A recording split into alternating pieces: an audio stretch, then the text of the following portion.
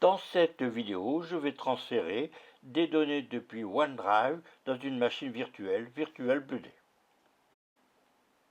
Et maintenant, je vais lancer ma machine virtuelle VirtualBuddy. Je vais choisir une machine. Je vais cliquer sur Tawesilac. Ensuite, je lance la machine. Donc la machine a été lancée. Donc là, ici, on voit les deux machines. Je me connecte sur mon compte utilisateur. Là, je vais un peu agrandir la fenêtre. Mais là, je garde ici avec mes deux fenêtres d'ordinateur. En premier, la machine virtuelle et en arrière-plan, la machine réelle. Donc, j'ai l'affichage de la barre de menu de la machine virtuelle. Là, actuellement, je suis dans les réglages système. Donc là, je retourne voir les réglages système informations pour voir les informations sur la machine virtuelle. Donc elle s'appelle Apple Virtual Machine A. Donc voilà, je vais maintenant cliquer sur le disque système pour avoir des informations. J'ouvre mon disque système. Je vois les 4 dossiers standards. J'ouvre mes utilisateurs. Je ferme ici le menu pour le disque système. Maintenant, je vais me connecter au OneDrive. Donc, je vais lancer mon navigateur Safari. Je cherche la connexion à OneDrive et je me connecte. Là, je suis connecté à OneDrive. Je vais saisir l'identifiant Microsoft ainsi que le mot de passe. Voilà, donc j'ai saisi mon identifiant Microsoft. Maintenant, je vais aller saisir le mot de passe. Donc, j'ai choisi de saisir le mot de passe plutôt que de prendre un autre système de vérification. Et là, ici, je suis dans mes dossiers, dans mes fichiers. Donc là, je vais chercher le dossier que je veux télécharger. Voilà, voilà, je l'ai trouvé. Je clique sur le téléchargement et je demande l'autorisation. Et donc là, je télécharge le dossier depuis OneDrive dans la machine virtuelle. Donc le dossier est téléchargé dans le dossier téléchargement. Je vais aller le chercher dans le dossier téléchargement. Là, je ferme la fenêtre.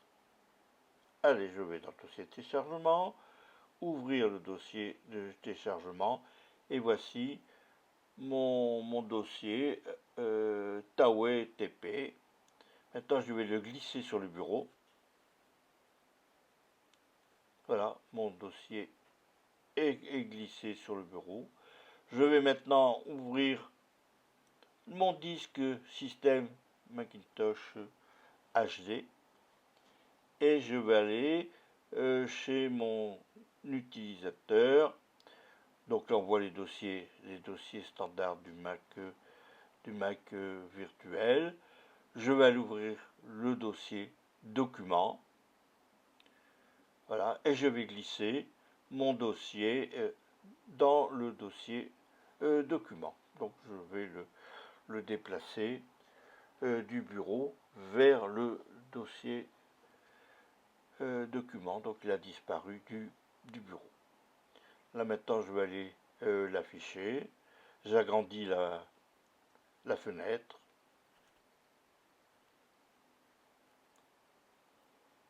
Bon là je peux parcourir, faire quelques ajustements pour les ajustements des colonnes.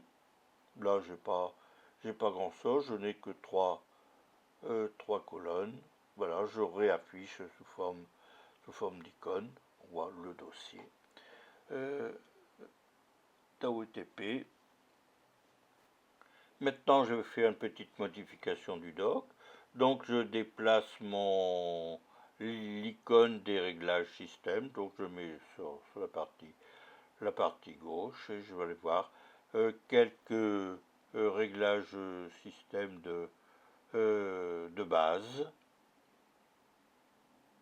On va aller voir maintenant le réglage système stockage pour voir les différents programmes, applications qui sont enregistrés. Donc là, j'ai cliqué sur applications et je peux voir les différents types d'applications ainsi que leur niveau par rapport aux puces Apple, savoir si ce sont des fichiers, enfin des applications iOS ou des anciennes applications qui étaient pour Intel, donc qui vont nécessiter d'utiliser Rosetta 2. Voilà, donc ça c'est une vue de mon disque système. Je retourne sur mon compte utilisateur.